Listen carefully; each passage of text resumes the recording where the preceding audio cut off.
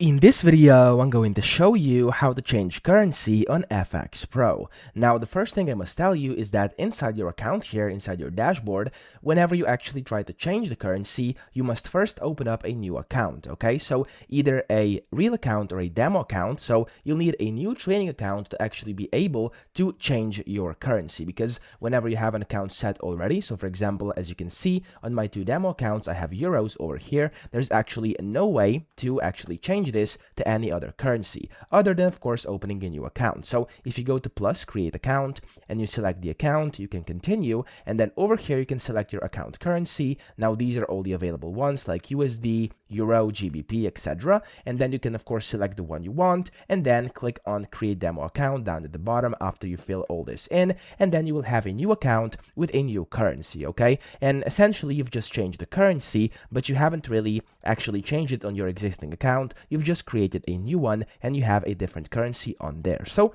that's how you do it. I hope this video helped you out. If it did, please subscribe to the channel and help me out as well.